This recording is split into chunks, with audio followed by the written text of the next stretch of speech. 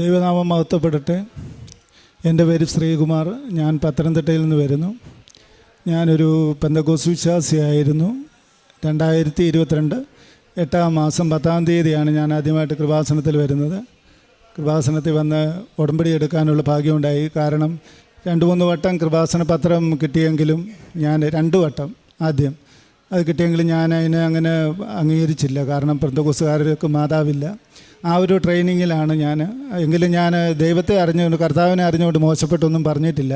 മറ്റുള്ളവർ പറയുന്ന പോലെ ദൈവം അതിന്, പക്ഷേ എനിക്ക് അങ്ങോട്ട് ഉൾക്കൊള്ളാൻ പറ്റിയില്ല. അങ്ങനെ ഇരിക്കുമ്പോഴാണ് ജീവിതത്തിൽ പ്രതികൂലങ്ങൾ ഒത്തിരി വന്നു. സഭയിൽ പോകുമ്പോൾ തന്നെ, പെന്തക്കോസ്ത് വിശ്വാസത്തിൽ പോകുമ്പോൾ തന്നെ ലാസ്റ്റ് സമയം, ആ സമയത്താണ് ഇവിടെ വരുന്നത്. എല്ലാം തകർന്ന ഒരവസ്ഥ, ഒരു കാര്യവും നടക്കാതെ വന്ന ജീവിതത്തിൽ എനിക്ക് ഫാമിലി ഡിവോഴ്സായി. ആ സമയത്ത് അവരെല്ലാം എന്നെ തള്ളി പറഞ്ഞു. അതുപോലെ നിങ്ങൾക്കറിയാം, അക്രൈസ്തവനായിട്ടുള്ള ഒരാൾ ക്രിസ്ത്യൻ വിശ്വാസത്തിൽ വരുമ്പം എന്തുമാത്രം പ്രതികൂലം വരുമെന്ന്. ഞാനൊരു ഹിന്ദു നായർ സമുദായത്തിൽ നിന്നായിരുന്നു. അങ്ങനെ ജീവിച്ച് വരുന്ന സമയത്താണ് പ്രതികൂലങ്ങൾ ഒത്തിരിയായി. എൻ്റെ വീടിന് നേരെ കല്ലേറ്, മോശപ്പെട്ട വാക്കുകൾ എന്നെ വിളിക്കുന്നു. എൻ്റെ അമ്മ മരിച്ചപ്പോൾ പോലും എനിക്ക് സ്വസ്ഥത തന്നില്ല. അങ്ങനെ വന്ന് എൻ്റെ കുടിവെള്ളം ടാങ്കിനകത്ത് ഈ മലിനമാക്കി കളഞ്ഞ്, അങ്ങനെ വെള്ളം പോലും കുടിക്കാൻ പറ്റാത്ത അവസ്ഥ. അങ്ങനെ നിന്ന് ഞാൻ എന്ത് ചെയ്യും എൻ്റെ കർത്താവേ എന്ന് പറഞ്ഞപ്പം കർത്താവ് ഒരു വചനം തന്നു. ഞാൻ എൻ്റെ ആടുകളെ ഇടയന്മാരെ ഏൽപ്പിച്ചു, അവരതിനെ പരിപാലിച്ചില്ല. കൂട്ടം തെറ്റിയതിനെ ചേർത്ത് പിടിച്ചില്ല, മുറിവ് പറ്റിയതിനെ പരിപാലിച്ചില്ല. അതുകൊണ്ട് ഞാൻ വേറെ ആ ആടുകളെ ഞാൻ പരിപാലിക്കും. അതുപോലെ വചനം തന്നത്, ഞാൻ വേറെ ഇടയന്മാർ, നിനക്കൊരിടയനെ ഏൽപ്പിക്കും, നിന്നെ ഒരു ഇടയനെ ഏൽപ്പിക്കും, ആ ഇടയൻ നിന്നെ ഞാൻ ഉപദേശിച്ച് തരുമെന്നും. അങ്ങനെയാണ് ഇവിടെ ഞാൻ വന്നത്. അത് പിന്നെ എനിക്ക് മനസ്സിലായി, കർത്താവിനെ ഇത്രയും കാലം നടത്തുന്നത് അത്ഭുതകരവും അതിശയകരമായിട്ടാണ്. അങ്ങനെ വന്ന് ഇവിടെ ഉടമ്പടി എടുത്തു. ഞാൻ സത്യം പറഞ്ഞ ഒരു സഹോദരൻ, ഞങ്ങളുടെ വീടിനടുത്തുള്ള ഒരു അയലോക്കോ അല്ല, തൊട്ടടുത്ത് ഉള്ള പുള്ളിക്കാരൻ എനിക്ക് കൃപാസന പത്രം തന്നു. ഞാൻ പറഞ്ഞാൽ ഇത് കണ്ടിട്ടുണ്ടെന്ന് പറഞ്ഞ് ഞാൻ വീട്ടിൽ കൊണ്ടുപോയി. ആ വീട്ടിൽ കൊണ്ടുപോയി വെച്ച് കഴിഞ്ഞ് ഞാൻ അന്ന് ജിമ്മിൽ പോകുമായിരുന്നു. അപ്പോൾ ഞാൻ വീട്ടിൽ കൊണ്ട് വെച്ച് കുളിയൊക്കെ കഴിഞ്ഞിട്ട് ഇതെടുത്ത് വായിച്ചുകൊണ്ടിരിക്കുമ്പോൾ ഞാൻ എനിക്കങ്ങ് കരച്ചിൽ വന്നു. അതായത് നമ്മുടെ ആരെങ്കിലും വേണ്ടപ്പെട്ടൊരു മരിച്ചു പോകുമ്പോൾ അത്രയും അലമുറയിടും, അത്രയ്ക്ക് ഞാൻ ഒറ്റയ്ക്കേ ഉള്ളൂ വീട്ടിൽ, ആരും കാണാൻ. ഞാൻ കരഞ്ഞ് ഞാൻ ദൈവത്തോട്, മാതാവിനോട് പറഞ്ഞു, ക്ഷമ ചോദിച്ചു. എനിക്കറിയില്ല എന്താ പറയുന്നത്, ഉള്ളിൽ നിന്ന് വന്നതാണ്. ഞാൻ പറഞ്ഞു, മാതാവേ എനിക്കറിയില്ലായിരുന്നു, എന്നോട് ആരും പറഞ്ഞു തന്നില്ല നിൻ്റെ മഹത്വം. അങ്ങനെയാണ് പറഞ്ഞത്. ഇത് വായിച്ച് മൊത്തം കേട്ടില്ല. അങ്ങനെ കരഞ്ഞു. 3 ദിവസം 3-ാം വട്ടം ഞാനിവിടെ വന്ന് ഉടമ്പടി എടുത്തു. ഉടമ്പടി എടുക്കുമ്പോൾ ഇവിടെ ഒന്നുമില്ല, ഞാൻ കരച്ചില്ല. എനിക്കറിയില്ല എന്നിലുള്ള പാപങ്ങളെല്ലാം പോകുന്നതെന്ന് ഞാൻ പിന്നെ മനസ്സിലാക്കിയത്. എന്നിലുള്ള അഹന്ത അല്ലെങ്കിൽ ഇതെല്ലാം ദൈവം കഴുകിക്കളഞ്ഞു. ഞാൻ വന്ന് അവിടെ ഉടമ്പടി എടുത്ത് മാതാവിൻ്റെ രൂപം എടുക്കാൻ എനിക്ക് ഭാഗ്യമുണ്ടായി. അതും എനിക്ക് ദൈവം തന്ന അത്ഭുതം. കാരണം മാതാവില്ല എന്ന് പറഞ്ഞ എന്നെ മാതാവ് ചേർത്ത് പിടിച്ച് നടത്തി. ഇവിടെ വന്ന് ഉടമ്പടി എടുത്തു. ജോലിയില്ലാതെ ഞാൻ വിഷമിച്ചിരിക്കുകയായിരുന്നു, ജോലിയില്ല. അതുപോലെ സാമ്പത്തികമായിട്ട് ബുദ്ധിമുട്ടുണ്ട്, കടമുണ്ടായിരുന്നു സൊസൈറ്റിയിൽ. അപ്പോൾ അത് ബൾക്കായിട്ട് എമൗണ്ട് വീട്ടാൻ എന്നെ കൊണ്ട് പറ്റത്തില്ല, ജോലിയില്ലാതിരിക്കുക. ആഹാരത്തിന് നമ്മൾ ഇങ്ങനെ ദൈവം നടത്തുന്നു, അത്രയാണ്. അങ്ങനെ നിൽക്കുമ്പോഴാണ് എന്നെ ദൈവം അത്ഭുതകരമായിട്ടൊരു ജോലി തന്നത്. 2-ാമത്തെ ആഴ്ച ഞാൻ ഉടമ്പടി എടുത്ത് 2-ാമത്തെ ആഴ്ച ഒരു ജോലി തന്ന് അനുഗ്രഹിച്ചു. മാതാവ് എന്നെ എന്താ പറഞ്ഞ അത്ഭുതമാണ്. കാരണം അതിനു മുമ്പേ പരിശുദ്ധാത്മാവിൽ എന്നോട് പറഞ്ഞു, നീ ഒരു പ്രായമുള്ള ആളെ, ഒരു വയോധികനെ നോക്കുവാൻ, അതായത് ഒരു ഹോം നേഴ്സ് പോലെ. ഞാൻ ആ തകർന്നിരിക്കുന്ന അവസ്ഥ എനിക്ക് ആരെയും ഫേസ് ചെയ്യാൻ വയ്യ. കാരണം ഭാര്യയൊക്കെ പോയി, കുഞ്ഞു പോയി. അങ്ങനെ നിൽക്കുമ്പോൾ എല്ലാവരോടും മുഖത്ത് നോക്കാനും ആൾക്കാർ പലതായി ചോദിക്കുന്നത്. അങ്ങനെ ഇപ്പോൾ ഒറ്റപ്പെട്ട ജീവിതമാണ്. അപ്പോൾ ഞാൻ പറയും, കർത്താവ് ഞാൻ എന്ത് ചെയ്യും, എങ്ങോട്ട് പോകും, എനിക്ക് പോകാനൊരിടമില്ലല്ലോ, നീ എന്നെ പരിപാലിക്കണം. എന്നെ ഇവിടെ നിൽക്കാൻ വയ്യ, നാട്ടിൽ നിൽക്കാൻ പറ്റാത്ത അവസ്ഥ. അങ്ങനെ തകർന്നിരിക്കുമ്പോൾ ദൈവം എന്നോട് പരിശുദ്ധവാന്മാർ പ്രാർത്ഥിക്കുമ്പോൾ പറഞ്ഞു, നിനക്കൊരിടം ഒരുക്കിയിട്ടുണ്ട്, നിന്നെ ഞാൻ പ്രായമുള്ള ആളെ നോക്കുന്ന ഒരാൾ, വൃദ്ധനായ. എൻ്റെ മനസ്സിൽ അങ്ങനെ ഒരു ചിന്ത വന്നു. ഞാൻ പറഞ്ഞു, ഒറ്റയ്ക്ക് എവിടെയെങ്കിലും നിന്ന് പ്രായമുള്ള ആളെ നോക്കുന്ന ശല്യമില്ലല്ലോ. അങ്ങനെ വന്ന് ദൈവം അത് തന്നെ തന്നു. മാതാവിൻ്റെ കൃപയാൽ അങ്ങനെ ഒരു ജോലി തന്നു. പുള്ളി കടപ്പുരോഗിയല്ല, ഹോം നേഴ്സ് എന്ന പേരേ ഉള്ളൂ. ആ വീട്ടിൽ എല്ലാ കാര്യങ്ങളും പുള്ളി ഒറ്റയ്ക്കാണ്, മക്കളുള്ള പുറത്താണ്. അപ്പോൾ അങ്ങനെ നോക്കാം. അതും പുള്ളി ഒരു അക്രൈസ്തവനാണ്. എന്നെ അവിടെ നിർത്തിയത്, ക്രിസ്ത്യാനിയുടെ വീട്ടിലല്ല. അപ്പോൾ എന്നെ പഠിപ്പിക്കുകയാണ് എല്ലാം ദൈവം. അങ്ങനെ ഉടമ്പടി എനിക്ക് ഒരു ദിവസം പോലും മുടക്കമില്ലാതെ മുന്നോട്ട് പോകാൻ ആ ജോലി തന്നതുകൊണ്ടാണ് കഴിഞ്ഞ്. കാരണം ഞാൻ ഹോട്ടൽ സൂപ്പർവൈസറായിട്ട് എറണാകുളത്ത് പറയും, ഹോട്ടൽ ഫീൽഡായിരുന്നു വർഷങ്ങളായിട്ട്. അപ്പോൾ ആ ജോലിക്ക് വീണ്ടും പോയാൽ എൻ്റെ സമയങ്ങളൊക്കെ തെറ്റും, ഉടമ്പടി ഒന്നും പ്രാർത്ഥന നടക്കത്തില്ല, വൈകിട്ടത്തെ പ്രാർത്ഥനയും പോകും. അപ്പം ദൈവം പ്ലാൻ ചെയ്ത്, ഞാൻ ചോദിച്ചു ഈ ജോലിയാണോ മുന്നോട്ട് എന്ന് പറഞ്ഞപ്പം ദൈവം എനിക്ക് ഉറപ്പ് തന്ന് ഉടമ്പടി കണ്ടിന്യൂ ചെയ്യാൻ. അപ്പോൾ അങ്ങനെ വന്ന് ഉടമ്പടി എടുത്ത് പ്രാർത്ഥിച്ചു. പ്രാർത്ഥനയിലൊന്നും മുടങ്ങാതിരുന്നു. ദൈവം എന്നെ ഉണർത്തി. മാതാവിൻ്റെ ഒത്തിരി ദർശനങ്ങൾ, ഈശോയുടെ ദർശനങ്ങളുമുണ്ട്. അത് സമയക്കുറവ് കൊണ്ട് ഞാൻ പറയുന്നില്ല. ഈ അടുത്ത സാക്ഷ്യത്തിൽ അത് പറയും. എൻ്റെ ആദ്യമായിട്ട് എനിക്ക് ജോലി തന്ന് അനുഗ്രഹിച്ചു അമ്മ. അതുപോലെ എൻ്റെ കടഭാരം ആ സൊസൈറ്റിക്കാർ ഞാൻ പ്രാർത്ഥിച്ചു അവരുടെ വായടയ്ക്കണം, അവരെന്തെങ്കിലും മോശപ്പെട്ട് പറഞ്ഞാൽ തകർന്നു പോകും. പക്ഷേ അവരെന്നെ വിളിച്ച് ജോലി ചെയ്ത് ശമ്പളം കിട്ടുന്നതിൻ്റെ തലേ ദിവസം എന്നെ വിളിച്ച് എന്താണ് എൻ്റെ പേര് ശ്രീകുമാർ എന്ത് പറ്റി എന്ന് ചോദിച്ചു. ഇങ്ങോട്ട് സൗമ്യമായിട്ടാണ് ചോദിക്കും. അപ്പം ഞാൻ പറഞ്ഞു ഞാൻ പൈസ കൊണ്ട് തരാം. ഞാൻ പറയുന്ന ഡേറ്റിനും മുമ്പേ എനിക്ക് ശമ്പളം കിട്ടി. അവിടെ കൊണ്ടുവന്ന് അവർ പറഞ്ഞ് തവണയായിട്ട് അടയ്ക്കാം. തവണ കൂട്ടി തന്നു. സുഖമായിട്ട് ആ കടങ്ങളെല്ലാം വീട്ടിൽ തന്ന് ദൈവം എന്നെ മാതാവിനെ അനുഗ്രഹിച്ചു. അങ്ങനെ ഇപ്പോൾ അതിൽ അത്ഭുതം എന്താണെന്നറിയാം, ആ സൊസൈറ്റിയിലെ മാനേജർ ഇപ്പോൾ ഇവിടെ ഉടമ്പടി എടുത്തിട്ടുണ്ട്. അത് വലിയൊരു അത്ഭുതമാണ്. പുള്ളി ഒരു കമ്മ്യൂണിസ്റ്റുകാരനാണ്. പക്ഷേ അത് ദൈവം അവരെ കമ്മ്യൂണിസ്റ്റുകാരനെ ദൈവത്തെ മാതാവിനെ അറിയാനുള്ള ഇടവരുത്തി. അതൊരു വലിയ അത്ഭുതമാണ്. മാതാവ് പിന്നെയും എൻ്റെ വലത് കൈക്ക് ഞാനൊരു തെറ്റ് ചെയ്തു. എന്ത് തെറ്റെന്ന് പറഞ്ഞാൽ എൻ്റെ മിസ്റ്റേക്ക്.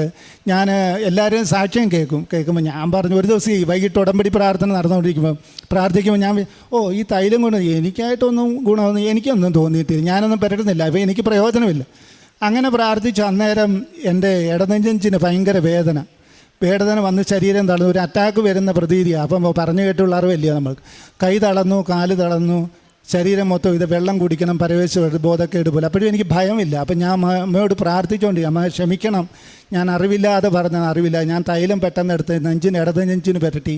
അപ്പോൾ വലത് കൈക്ക് വേദന, വലത് കൈയെ പുരട്ടി. അപ്പോൾ ഇടത് കൈക്ക് തളർച്ച വന്നു. അപ്പോൾ ഇടത് കൈയിലും പുരട്ടി. അങ്ങനെ ഇടത് കൈയും വലത് കൈയും സൗഖ്യമാക്കി. അന്ന് എന്നെ സൗഖ്യപ്പെടുത്തി. ഒരു 5-10 മിനിറ്റത്തെ ആ അസുഖം. കാരണം ദൈവം എന്നെ ബോധ്യപ്പെടുത്തി തൈലത്തിൻ്റെ പവിത്രത എന്താണ്, അതിൻ്റെ പ്രത്യേകത എന്താണ്, അതിൻ്റെ വില എന്താണെന്ന് എന്നെ അറിയിച്ചു. അത് കഴിഞ്ഞപ്പോൾ ഒരു ദിവസം എൻ്റെ വലത് കൈ കുറച്ച് ദിവസം കഴിഞ്ഞപ്പോൾ വലത് കൈ തളരുന്ന പോലെ കറണ്ട് അടിക്കുന്ന വേദന. അതൊന്നും ചെയ്യാൻ പറ്റത്തില്ല. കാരണം നമ്മൾ ഭക്ഷണം ഉണ്ടാക്കുകയാണെന്ന് ഞാൻ ഒറ്റയ്ക്കായതുകൊണ്ട് ഉണ്ടാക്കും. അപ്പോൾ ഭക്ഷണം ഉണ്ടാക്കുമ്പോൾ ഒരു സ്പൂണിട്ട് പോലെ ഇളക്കാൻ പറ്റും. കറണ്ട് അടിക്കുന്ന പോലെ വേദന തളർന്നു പോയി ഭാഗം. അങ്ങനെ വന്ന് സഹിക്കാൻ വയ്യ. ഹോസ്പിറ്റലിൽ പോയി. അവിടെ പത്തനംതിട്ട കോന്നി മെഡിക്കൽ കോളേജുണ്ട്. അവിടെ പോയി ഡോക്ടർമാർ നോക്കിയിട്ട് കുഴപ്പമൊന്നുമില്ല. അവർ പറഞ്ഞ് ഞരമ്പിൻ്റെ എന്തെങ്കിലും പ്രശ്നമായിരിക്കും മാറും. പക്ഷേ എനിക്ക് സഹിക്കാൻ വയ്യാത്ത വേദന. അത് കഴിഞ്ഞപ്പോൾ തിരുമിക്കാൻ പോയി. അപ്പോഴും അതിന് കുറവ് വന്നില്ല. അവർ പറഞ്ഞ് പതുക്കെ മാറിക്കോളൂ എന്ന് പറഞ്ഞ്. എനിക്ക് സഹിക്കാൻ വയ്യ. അങ്ങനെ ഇരുന്നപ്പോൾ ഞാൻ അപ്പോഴും തൈലത്തെ തൊടുന്നില്ല. അത് ഓർത്തോണം, ഞാൻ ആ തൈലത്തിന് ഞാൻ മറന്നുപോയെന്ന് പറയാം. അപ്പോഴാണ് ഓർത്ത ദൈവമേ ഈ തൈലം ഇരിക്കുന്നല്ലോ മാതാവേന്ന്. ഞാൻ ആ തൈലം പുരട്ടി എന്നും പ്രാർത്ഥിക്കാൻ തുടങ്ങി. പ്രാർത്ഥിച്ചു എപ്പോഴാ കയ്യിലെ വേദന പോയെന്നും അസുഖം പോയെന്നും എനിക്കറിയില്ല. കർത്താവും മാതാവ് എന്നെ അനുഗ്രഹിച്ചു. അങ്ങനെ ആ അസുഖം പൂർണ്ണമായിട്ട് ഭേദമായി. അപ്പോൾ അത് കഴിഞ്ഞ് കുറച്ച് ദിവസം കഴിഞ്ഞപ്പോൾ എൻ്റെ ഇടത് കൈ മുട്ടിന് താഴെ മരവിക്കുന്ന അവസ്ഥ. മരവിക്കുന്നത് പറഞ്ഞാൽ ഈ ഒരു തളർന്നു പോകുന്ന പോലെ മുട്ടിന് താഴെ ഉള്ളൂ. കൈക്ക് ഭാരം കൂടും, പിന്നെ ഒന്നും ചെയ്യാൻ പറ്റത്തില്ല. ഞാൻ ബൈക്കുണ്ട്, വണ്ടി ഓടിക്കുന്നു. അപ്പം ഒരു ദിവസം ഇങ്ങനെ വന്നു, ഞാനത് അത്ര കെയർ ചെയ്തില്ല. അപ്പം വണ്ടി ഓടിച്ചുകൊണ്ടിരിക്കുമ്പം ഈ കൈ തളരാൻ തുടങ്ങി. അപ്പോൾ എനിക്കറിയാം ഹാൻഡിലെ പിടിക്കാൻ പറ്റും. അപ്പോൾ ഞാൻ മാതാവിനോട് പറഞ്ഞു, മാതാവിനെ വീട്ടിൽ വരെ എത്തിക്കണം, അത് കഴിഞ്ഞ് എന്തോലും വന്നാൽ പോട്ടെ, വണ്ടി ഓടിക്കുവാന്ന് പറഞ്ഞു. അങ്ങനെ എന്നെ വീട്ടിലെത്തിച്ചു. അപ്പോൾ അതിനും പ്രശ്നം. ഞാൻ ഹോസ്പിറ്റലിൽ പോയി, മെഡിക്കൽ കോളേജിൽ പോയി. അപ്പോൾ അവർ പലവിധ ചെക്കപ്പ് ചെയ്തു. കിഡ്നിക്ക് എന്തെങ്കിലും പ്രോബ്ലം ഉണ്ടോ എന്ന് നോക്കി. അതിനില്ല, ഒരു കുഴപ്പമില്ല. അവർ പറഞ്ഞ് എന്താണ് ചേട്ടാ അങ്ങനെ കുഴപ്പമൊന്നുമില്ലല്ലോ എന്ന് ഡോക്ടർ പറഞ്ഞ് ചിരിക്കുന്നു. അപ്പോൾ എനിക്ക് വീണ്ടും ഈ അസുഖം ഇങ്ങനെ തുടർച്ചയായി. അങ്ങനെ വന്ന് ഞാൻ അമ്മയോട് പ്രാർത്ഥിച്ചു. തൈലം എടുത്തപ്പോൾ പ്രാർത്ഥിച്ച് പുരട്ടി. അതും ഇത് സ്ഥിരമായിട്ട് പ്രാർത്ഥിച്ച് ഞാൻ പറഞ്ഞ് ജോലി എടുത്ത് ജീവിക്കേണ്ട അമ്മ, എനിക്കാരുമില്ല, അമ്മ മാതാവ് തന്നെയുള്ളൂ എന്ന് പറഞ്ഞ് പ്രാർത്ഥിച്ചു. ദൈവം അത്ഭുതകരമായിട്ട് ആ അസുഖം ഇന്നേ വരെ പിന്നെ ഒന്നും വന്നിട്ടില്ല. കാരണം ഈ വലത് കൈ മുട്ടിന് താഴെ തളരുവാന്ന് പറഞ്ഞ് നിങ്ങൾക്കറിയാം. ഇടത് കൈ വശം എന്താണ് അങ്ങനെ വരുന്നത്? പലരും പറഞ്ഞ് പല രീതിയിൽ തളർന്നു പോകും, അറ്റാക്ക് വരും, ഇതാണെന്നൊക്കെ പറഞ്ഞു. എങ്കിലും എന്നെ ദൈവം അത്ഭുതകരമായിട്ട് രക്ഷിച്ചു. അതുപോലെ ഞാൻ ജിമ്മിൽ പോകാൻ കാരണം ഞാൻ ഒരാൾക്ക് കരൾ കൊടുക്കുമെന്ന് പറഞ്ഞ് എറണാകുളത്ത് പോയി ലിസി ഹോസ്പിറ്റലിൽ എല്ലാ ചെക്കപ്പും നടത്തി. എനിക്ക് സന്ധിവാതം വന്ന് ഞാൻ തളർന്നു കിടന്നിടത്തു നിന്നാണ് കർത്താവിനെ അറിഞ്ഞു വന്നത്. അപ്പം ദൈവം എന്നെ അവിടെ കൊണ്ടുപോയത് ഒരു പ്രത്യേക കാരണത്തിൽ. ആൾക്കാരെല്ലാം എന്നെ രോഗിയാന്ന് മുദ്രകുത്തി സമൂഹത്തിൻ്റെ മുന്നിൽ എന്നെ നാണം കെടുത്തി. അത് ഒന്നിനും കൊള്ളാത്തവനാണ്, ഇനിയും ഒരു മരണം മാത്രമേ. എല്ലാവരോടും പറയും അന്ന് വീടിനടുത്ത് പോയിട്ട് എന്തെങ്കിലും ചെറിയ ജോലി ചെയ്ത് ജീവിച്ചോ എന്ന് പറയും. കുടുംബവും ഇല്ലാതായി. അങ്ങനെ വന്ന് ഒറ്റപ്പെട്ടിരിക്കുമ്പോഴാണ് എനിക്ക് ഒരാൾക്ക് അസുഖമാണെന്ന് പറഞ്ഞ് കരൾ കൊടുക്കണം, അത് പറ്റും. ഞാൻ എൻ്റെ മനസ്സിൽ വന്നു, എൻ്റെ ജീവിതം കൊണ്ട് മറ്റൊരാൾക്ക് ജീവൻ കിട്ടട്ടെ, ഈ ജീവിതം കൊണ്ട് എന്താണ്. അന്ന് ഞാൻ ഉടമ്പടി എടുത്തിട്ടില്ല. ലാസ്റ്റ് സമയമായി ഇവിടെ വരുന്ന ടൈമിലാണ് ഞാൻ പോയി എറണാകുളത്ത് പോയി ചെക്കപ്പൊക്കെ ചെയ്തു. അവർ പറഞ്ഞു ഓക്കെയാണ്, ബ്ലഡ് ഗ്രൂപ്പൊക്കെ നോക്കി ഓക്കെയാണ്. അങ്ങനെ വന്ന് എല്ലാ ചെക്കപ്പും ചെയ്ത് എല്ലാ ടെസ്റ്റിലും ഞാൻ ഓക്കെയാണ്, കുഴപ്പമൊന്നുമില്ല എന്ന് പറഞ്ഞ് അവർ ടെസ്റ്റ് എല്ലാം റിസൾട്ട് ചെയ്തു. ഈ റിസൾട്ട് വന്നപ്പോൾ എല്ലാം പോസിറ്റീവാണ്, കുഴപ്പമൊന്നുമില്ല. കാരണം ഈ ലിവർ കൊടുക്കുന്ന ആൾക്കാരുടെ അറിയാം ഒത്തിരി ടെസ്റ്റുകളുണ്ട്, അത് മണിക്കൂറുകളോളം കിടക്കും. അല്ലെങ്കിൽ ഷോറിന് സീലുമായിട്ടാണ് ചെയ്തത്. അവസാനം ആണ് അവർ കണ്ടുപിടിക്കുന്നത് എൻ്റെ കരളിന് ഫാറ്റുണ്ട്, ഫാറ്റി ലിവർ, ലെവൽ 1 എന്ന് പറയും. അത് മാരകമല്ല, എന്നാൽ കുഴപ്പം. ഞാൻ അങ്ങനെ മദ്യപാനമൊന്നും ഇല്ലാത്തതുകൊണ്ട് അതൊരു കോംപ്ലിക്കേഷനായിട്ട് വന്നിട്ടില്ല, പുകവലിയില്ല. അപ്പോൾ അവർ പറഞ്ഞു ഇത് മാറ്റാൻ വേണ്ടി ജിമ്മിൽ പോകാൻ പറഞ്ഞു. അപ്പോൾ എനിക്ക് ഈ സന്ധിവാതം വന്നപ്പം ഡോക്ടർമാർ പറഞ്ഞു ജിമ്മിൽ പോകാൻ പാടില്ല, വണ്ടി ഓടിക്കാൻ പാടില്ല. ഇത് രണ്ടും കർത്താവ് എന്നെ കൊണ്ട് ചെയ്യിപ്പിച്ചു. കർത്താവിൻ്റെ പ്രവൃത്തി വലുതാണ്. ഞാൻ അപ്പം കരൾ കൊടുക്കേണ്ടി വന്നില്ല. എന്നെ ജിമ്മിൽ കൊണ്ടുപോയി. ജിമ്മിൽ പോയപ്പോഴാണ് ഈ സഹോദരൻ കൃപാസന പത്രം തരുന്നത്.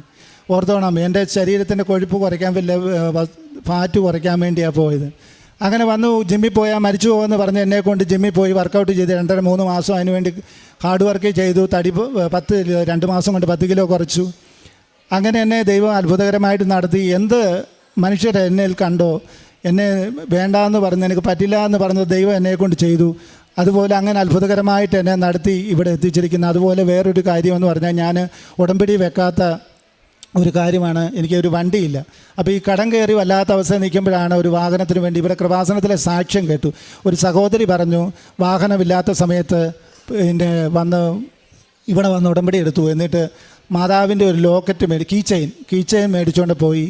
ആ മകൾക്ക് അത്ഭുതകരമായിട്ട് ഒരു വാഹനം കൊടുത്തു, അമ്മയെ അനുഗ്രഹിച്ചത്. അപ്പം ഞാൻ കഴിഞ്ഞ 2023 ജനുവരിയിലാണ് ഇത് കേൾക്കുന്നത്. ആ ജനുവരിയിൽ ഇവിടെ വന്നപ്പം ഞാനും വിചാരിച്ചൊരു ലോക്കറ്റ് ഞാനും മേടിച്ച്, കീ ചെയിൻ മേടിച്ചാൽ എന്താ.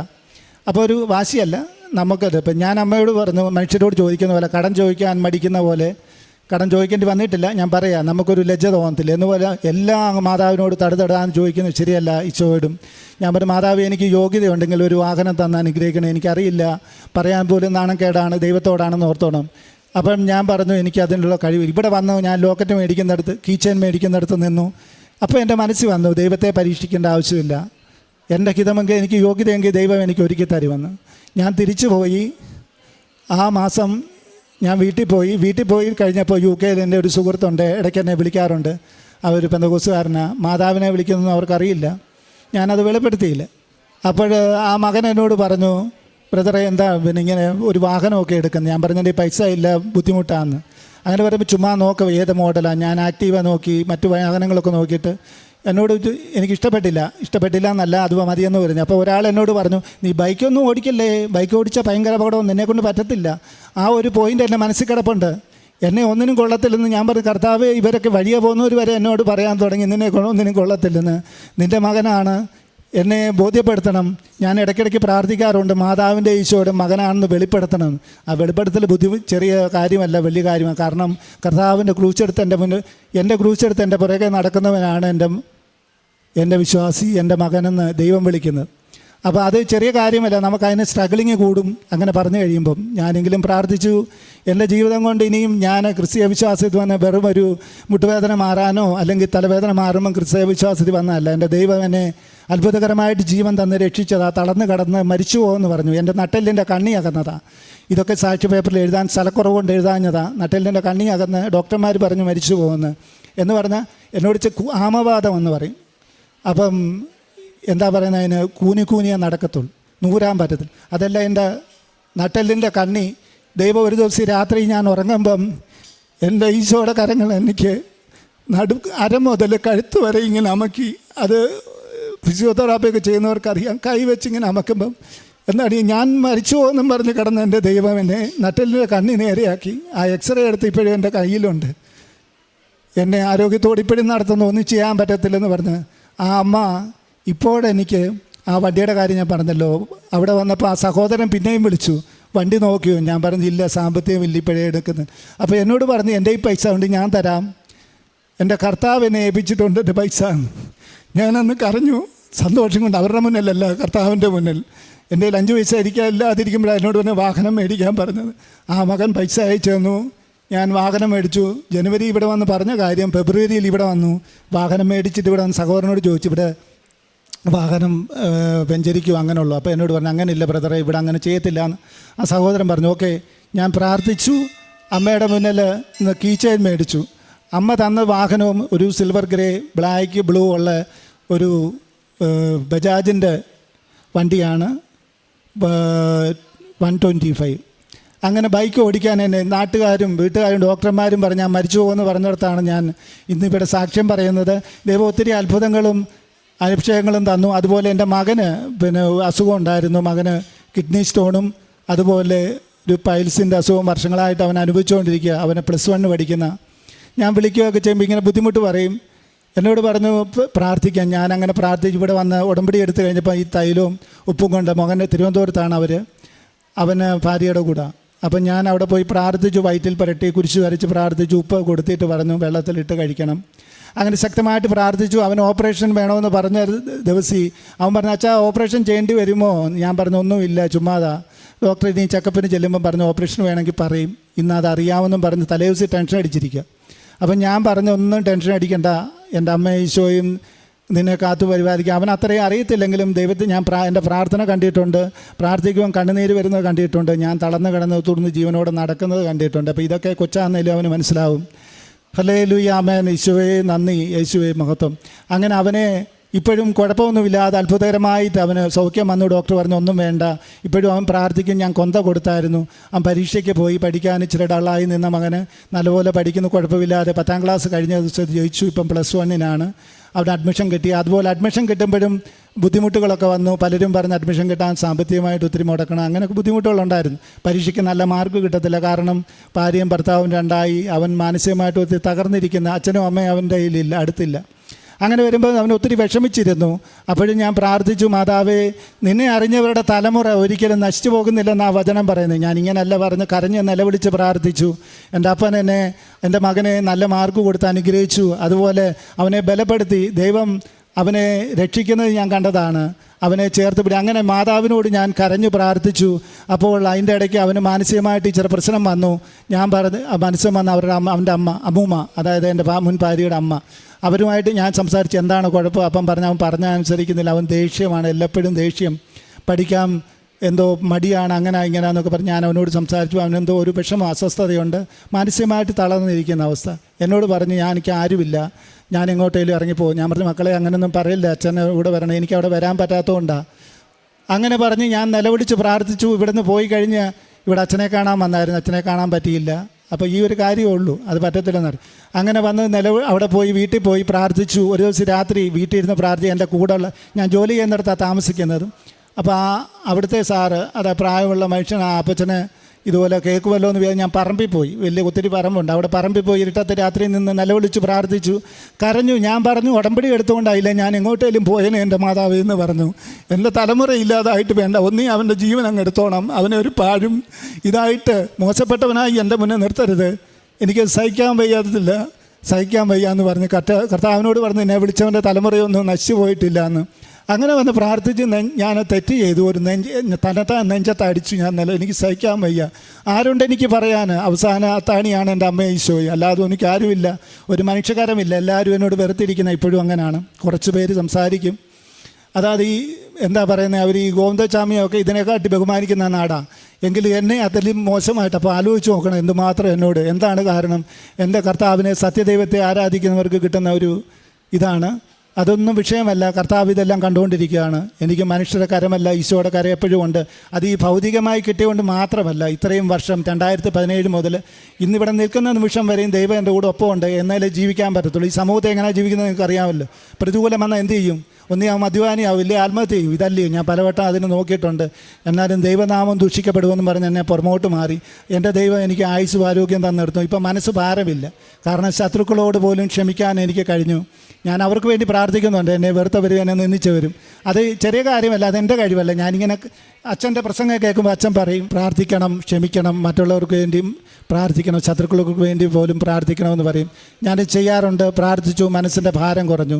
എൻ്റെ മകന് ഇങ്ങനെ വന്ന് വിഷമിച്ചപ്പോൾ ഞാൻ അമ്മയോട് പ്രാർത്ഥിച്ചപ്പോൾ അന്നൊരു ദർശനം കണ്ടു. എൻ്റെ മാതാവ് നടന്നു വന്ന് എൻ്റെ കുഞ്ഞിനെ ചേർത്ത് പിടിച്ച് നെഞ്ചോട് ചേർത്ത് തിരിച്ചു നടക്കുന്നത് കണ്ടു. എന്നെ ഇങ്ങനെ ഒന്ന് നോക്കി. അന്ന് മുതൽ ഇന്ന് വരെയും എനിക്ക് മനസ്സിന് സമാധാനമുണ്ട്. എൻ്റെ മാതാവ് ഒപ്പമുണ്ട്. മകന് നല്ല പരിപൂർണമായിട്ടും നല്ല മൈൻഡോട് ജീവിക്കുന്നു, ആശ്വാസമുണ്ട്, പഠിക്കാനും മിടുക്കനാണ്. അങ്ങനെ ഒത്തിരി കൃപകൾ തന്നെ എന്നെ അനുഗ്രഹിച്ചു. ഇപ്പോൾ സമയക്കുറവ് കൊണ്ട് ഞാൻ കൂടുതൽ പറയുന്ന അടുത്ത സാക്ഷ്യത്തെ കൂടുതൽ പറയാം. ദൈവമാതാവിനും തിരുക്കുമാരനും 1000 നന്ദി പറയുന്നു. ത്രേക ദൈവത്തിനും ദൈവമാതാവിനും സ്തുതിയും സ്തോത്രവും പുകഴ്ചയും ഉണ്ടായിരിക്കട്ടെ. ആമേൻ. ശക്തനായവൻ എനിക്ക് വലിയ കാര്യങ്ങൾ ചെയ്തിരിക്കുന്നു, അവിടുത്തെ നാമം പരിശുദ്ധമാണ്. ശ്രീകുമാർ എന്ന ഈ സഹോദരൻ തൻ്റെ ജീവിതത്തിൽ അമ്മ മാതാവ് ലഭിച്ച അനുഗ്രഹങ്ങളെ സാക്ഷ്യപ്പെടുത്തുകയാണ്. ഏറെ ക്ലേശത്തിലൂടെ വിശ്വാസത്തിൻ്റെ പേരിൽ ജീവിതം മുന്നോട്ട് പോകുമ്പോൾ അനുഭവിക്കേണ്ടി വന്നുവെങ്കിലും അമ്മയിൽ കൂടുതൽ ശരണപ്പെടുകയും അത് രോഗസൗഖ്യമായും വിശ്വാസത്തിൽ ആഴപ്പെടുവാനുള്ള അവസരങ്ങളായും ജീവിതത്തെ മറ്റുള്ളവർക്ക് ക്രിസ്തുവിനെ കൈമാറ്റം ചെയ്യുന്ന പ്രക്രിയയിൽ പങ്കുചേർന്നുകൊണ്ട് അമ്മ മാതാവിൻ്റെ ഉടമ്പടിയുടെ നല്ല സാക്ഷിയായും ജീവിക്കുവാൻ ഈ മകനെ അനുഗ്രഹിച്ചതും അനുവദിച്ചതുമാണ് നമ്മളോട് പങ്കുവയ്ക്കുക. ഈ മകന് ലഭിച്ച എല്ലാ അനുഗ്രഹങ്ങൾക്കും അമ്മ മാതാവിനും തിരുക്കുമാരനും ദൈവപിതാവിനും നന്ദി അർപ്പിച്ചുകൊണ്ട് കരഘോഷത്തോടെ നമുക്ക് ഈ സാക്ഷ്യം സമർപ്പിക്കാം.